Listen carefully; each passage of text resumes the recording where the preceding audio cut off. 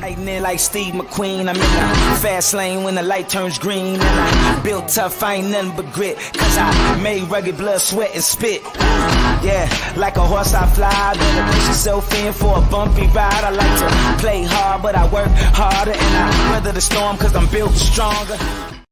What is up, ladies and gentlemen? We are back. We are live. It is the Freight Coach Morning Show, the top morning show in transportation, coming to you guys every single weekday, 8:30 a.m. Pacific, 10:30 Central, to break down some industry headlines and, most importantly, provide some actual insight into what you can do with all of this information. If this is your first time tuning in, welcome. This is the real side of freight, ladies and gentlemen. And what do I mean by that when I say it?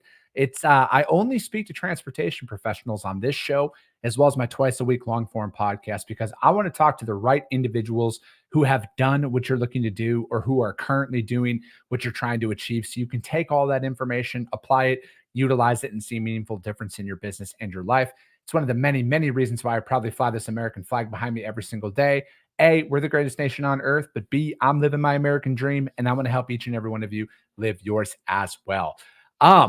It's Monday. Welcome back, you guys. It's going to be a solo show this week. Pretty much, I think I got a couple of guests coming on later on this week, but it's going to be a solo show today, tomorrow. I'm actually going to be out on the road here in Northern Arizona visiting some prospects tomorrow.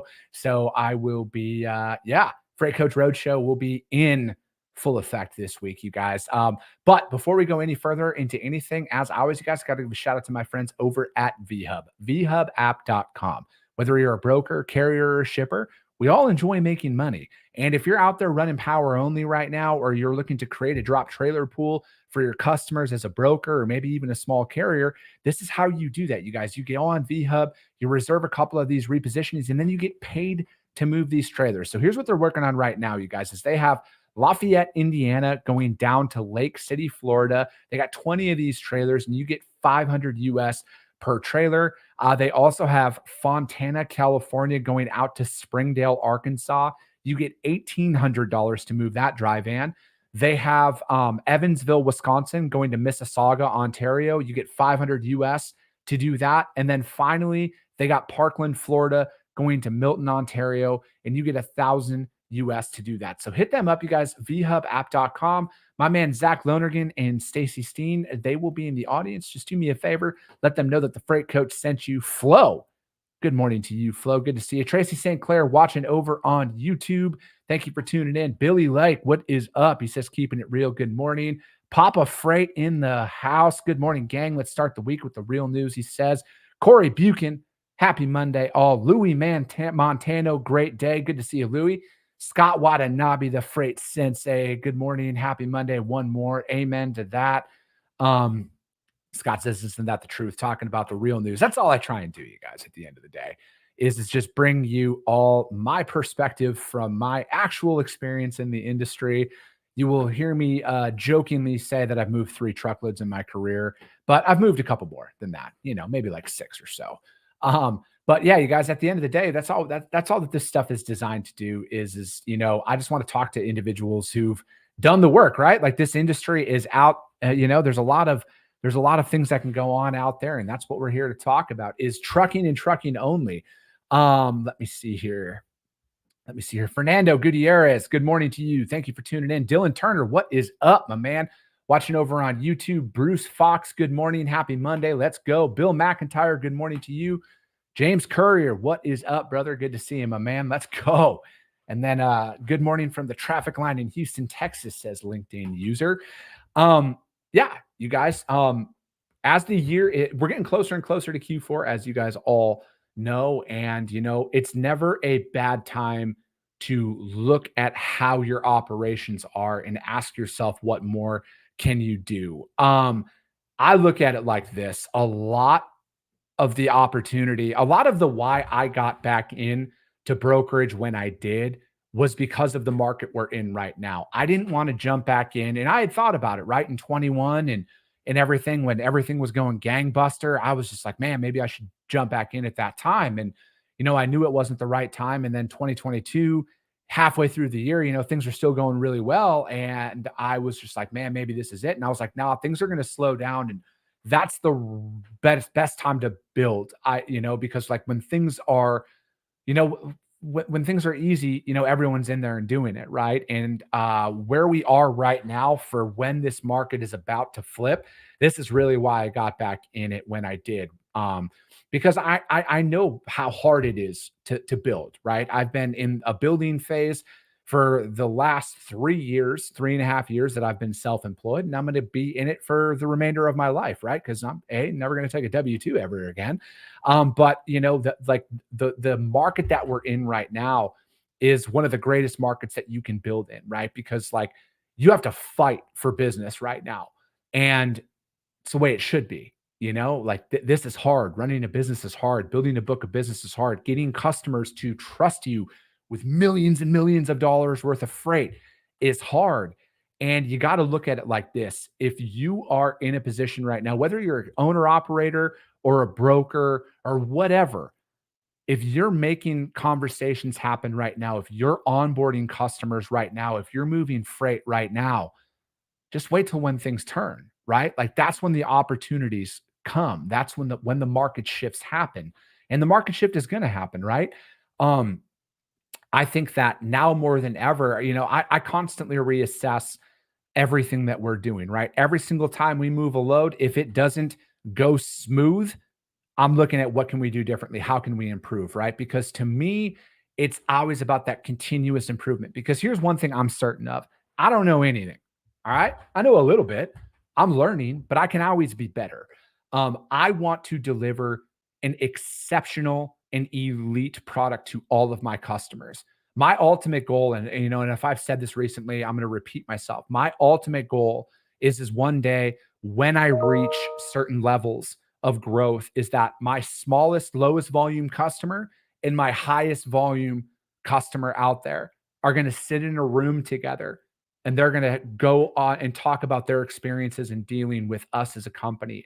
And my ultimate goal is they're going to have the exact same level of experience. They're going to receive the exact same level of customer service, care, results, everything out there, because I think that no matter what, you can't selectively care about your customers, right? You can't be like, oh, we're making money on this one, we better do our job. It doesn't matter what we do. Your customers should receive the exact same level of care from you, even if they're, it's just somebody calling in and I go even a step further on this, even if it's just somebody calling in as my company grows. If somebody's calling in just because they have questions about the industry, I want my team to answer those questions, to provide that value and everything. And I think that a lot of that boils down to where we are right now. When you're fighting for opportunities, when you're fighting for those that freight and that business and just moving that one shipment, is you don't forget how much it was, and or like how much effort it took. And if there's somebody who's just calling in just trying to ask a question, you should be there to help them, because either you're about helping people or you're not. Like I don't believe in gray area. I'm a very black and white individual. Either you are or you're not. And I think that that's a great philosophy to really abide by as you're growing and scaling, right? Because you're gonna mess up. I'm gonna mess up. I mess up all the time. We're human beings, right? And I think that for me, most importantly, is we have core values in our company in Freight Coach Logistics. And if you don't have core values, I would highly recommend, this is a really good book. So it's the EOS system. It's called Traction. I'm not affiliated with them at all or anything like that, but the Traction book is a phenomenal read for you if you're looking to start out, if you're in business, whether you're self-employed or you're employed by somebody, and even having a set of core values for yourself. And with me and my company, number one is always do the right thing. We always know when we're doing the right thing or we're not doing the right thing. And I think that if you abide by that in any situation, whether it comes to informing a customer about a load or a delay, or there's a situation going on, or, even when there's, it's picking up on time and delivering on time, it's all encompassing doing the right thing. And I think those are the great separators. And then, so like to kind of tie it all in, as the market shift and continue to change, that's when your greatest measures of success are going to show, is when you're always about doing the right thing, no matter what. Sonny Sharma, what is up? He says, good morning, Freight Freaks. Steve Hunt, my man, says, I attended a green screens demo last week. Appears to be a great tool to have if you are pricing freight. It's a very great tool to have if you're pricing freight. The load that I have picking up today, right now, actually, one off of Green Screen's pricing, as well as all the shipments that I'm moving, because that's who I use on all the freight that I'm out there bidding right now. Green Screens is a phenomenal tool. And frankly, at the end of the day, they care about progressing this industry as well. And having a phenomenal product and a phenomenal team behind it just make it all the better out there. Jesse Ham, what is up, says, well said. If you're not ready when it gets busy, then you will certainly fail to meet the level of business and goals that you and your customers have. Flo says, I agree. Keep open conversations. Drew Driscoll, what is up? Good morning to you, man. Dude, Drew, what happened to you guys out in Gainesville this weekend, man? You guys just cannot get over the swamp, man. The swamp gets you every single day. All right, let's get into a couple articles here.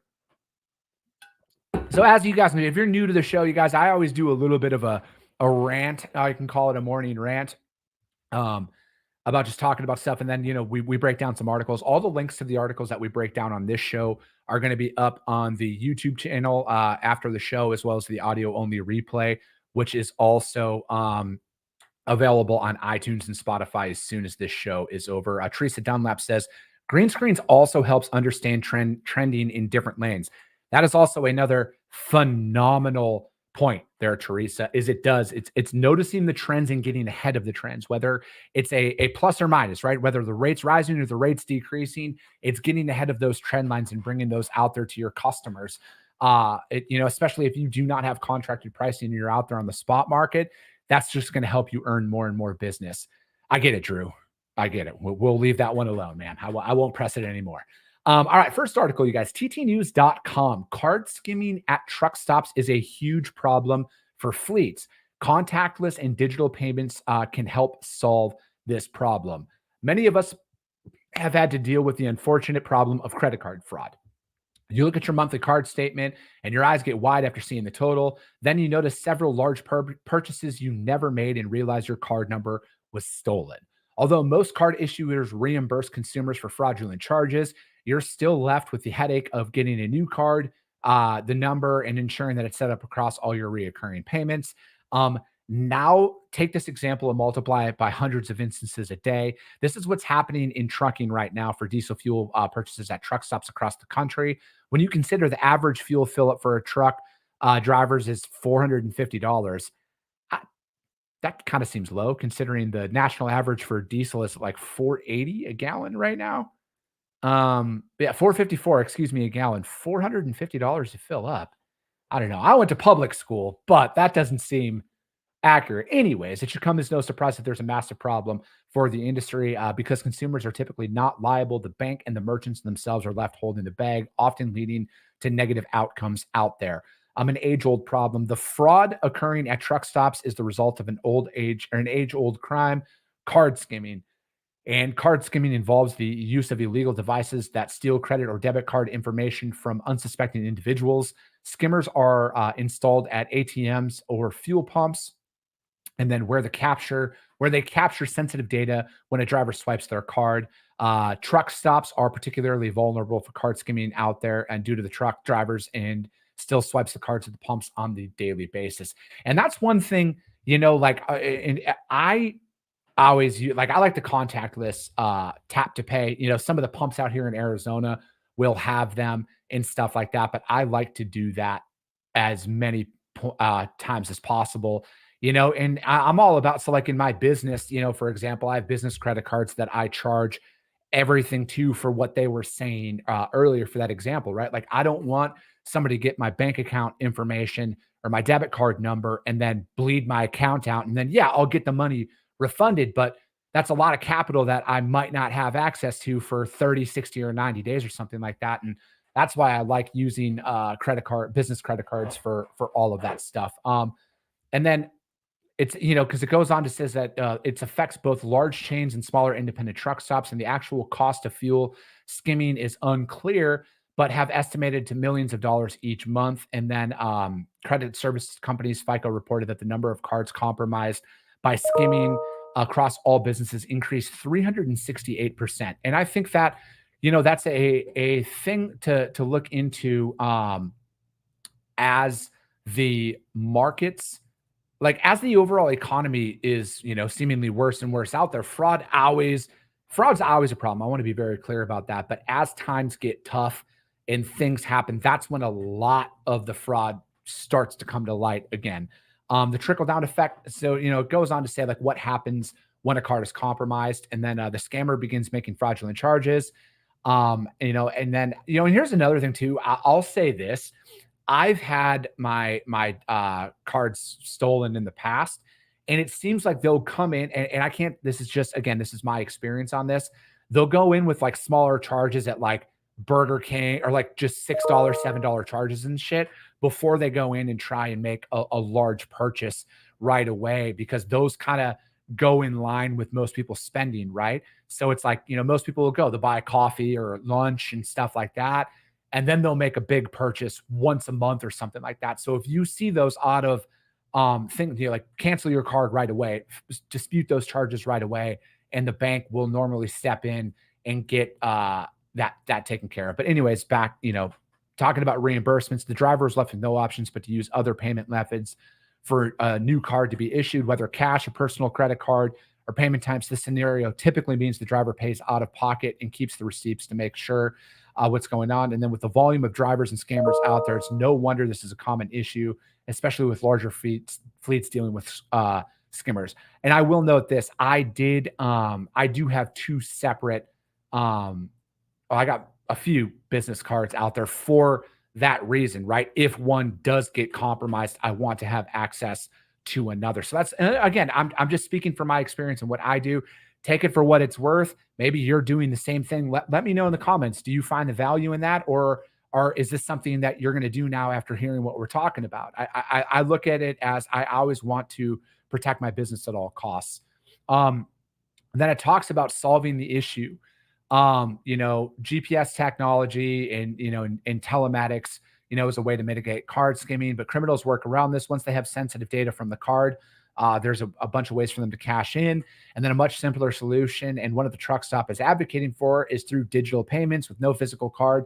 There's no opportunity to skim the data. This is a huge benefit for truck stops, enabling to save considerable revenue and reduce the back office burdens. There are also contactless out there. More payments providers are integrated into merchant loyalty programs, so the drivers and carriers can enjoy the rewards that were out there.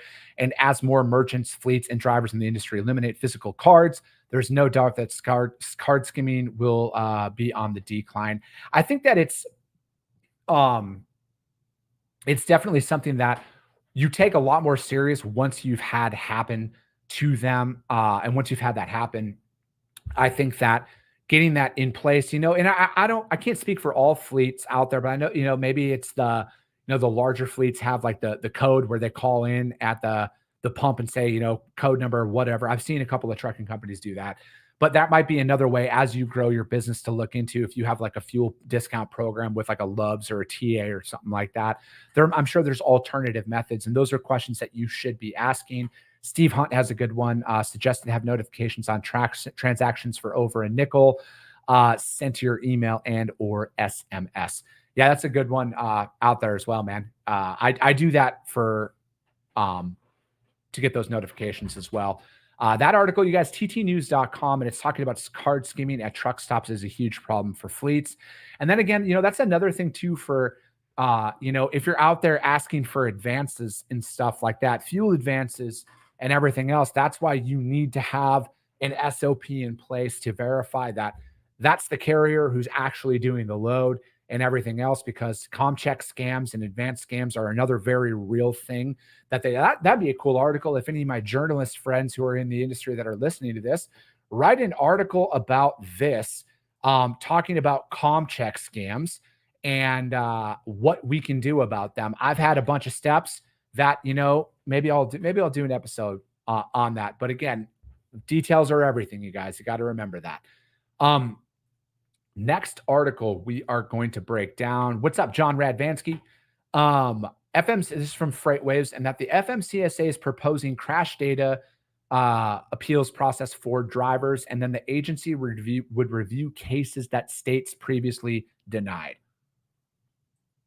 We've been talking about this on the show recently about the crash scams that go on out there and a couple of recent cases and everything. And, and then also like the one involving Warner where, $100 million, like it's an insane amount of money. And like the driver was on the opposite side of the road. The roads were running, north and south, and the carrier who was coming southbound and the Warner driver was heading northbound. The southbound driver crossed the median, and then the Warner truck hit him, and then Warner got sued. It's insane out there. It's insane. And I would really love to hear from anyone at Warner. I know you guys watch my show.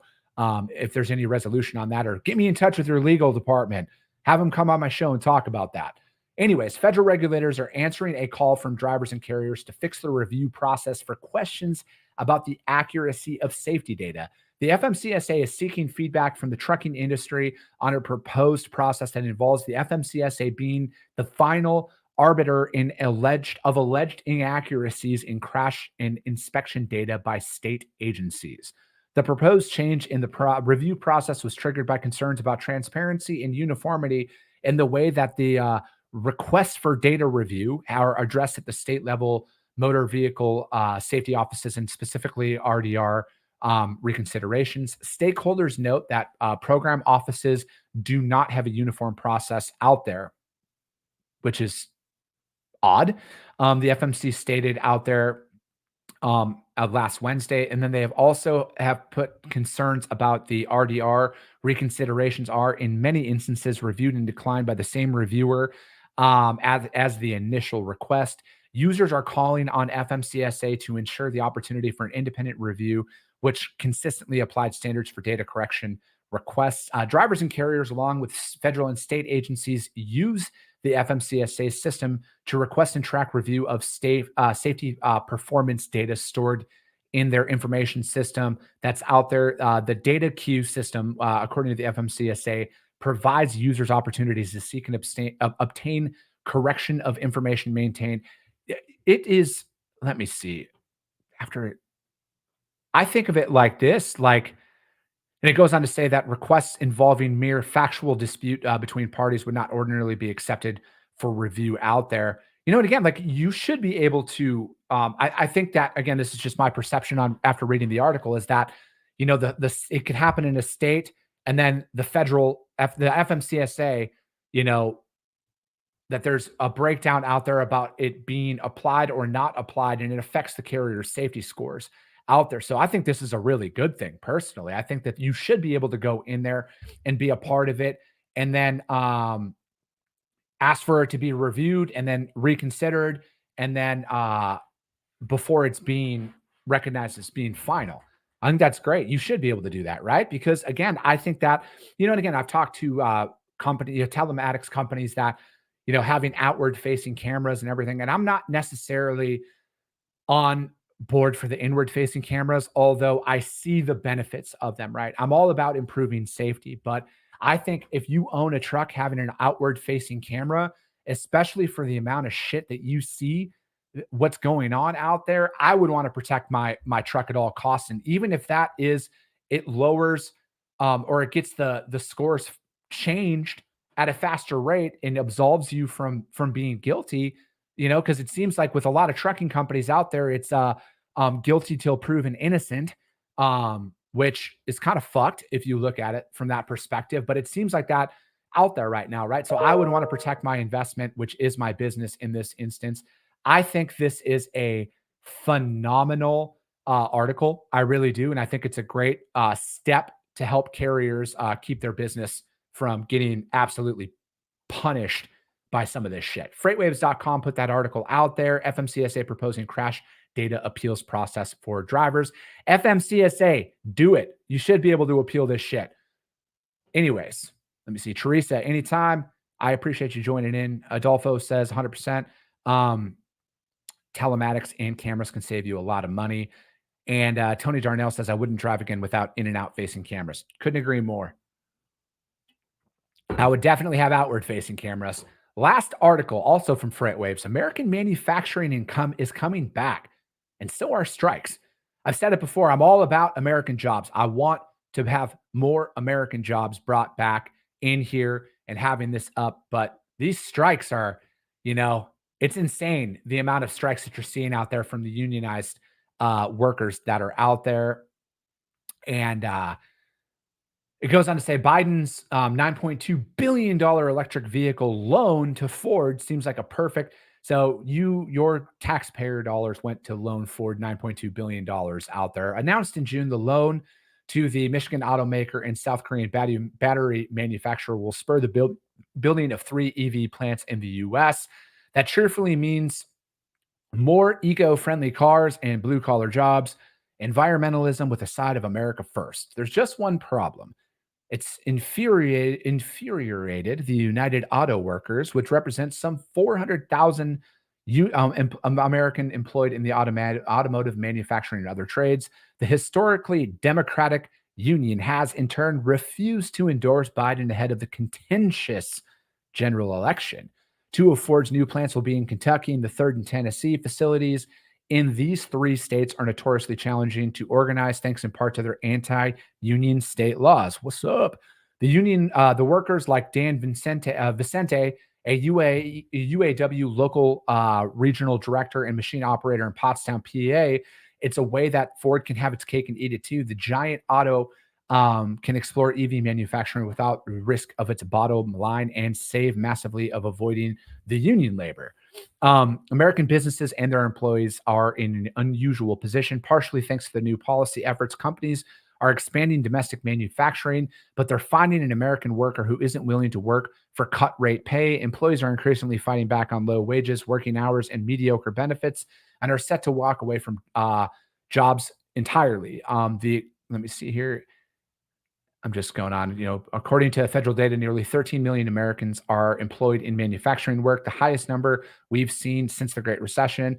There are nearly 2 million Americans, ranging from university grads to UPS, represented by the Teamsters and the auto workers, are seeing more militant leadership than ever. And even anti-establishment publications, The Intercept, are admitting that the center-left Biden administration, center-left, I don't know about that. Anyways, has appointed aggressive pro-union leaders out there, making organizing easier. And then the majority of Americans said in a 2019 study that there's too much economic inequality. Around 42% believe reducing it should be a top priority. And then now, after the pandemic brought about a discourse about essential workers and stock buybacks, one could assume those percentages are even higher. Stephen Greenhouse, a former longtime labor reporter from the New York Times, hesitated to say that we're in a major uprising for American workers. However, he had said the conditions are increasingly favorable for them. This is a longer read, and we don't have time to go through all of it on today's show. It's a good read, though, especially because it is talking about the tentative strike that is going on over at the UAW, which is the United Auto Workers, as we were saying, and what that could possibly do out there, you guys.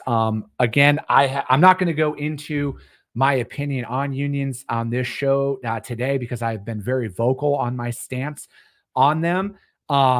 It's going to be interesting to see, though. It really is. I think with a lot of things, and again, as we're kind of wrapping up here, that article, you guys, from FreightWaves, it's a good read. American manufacturing is coming back, and so are strikes. I would get out there and check that out.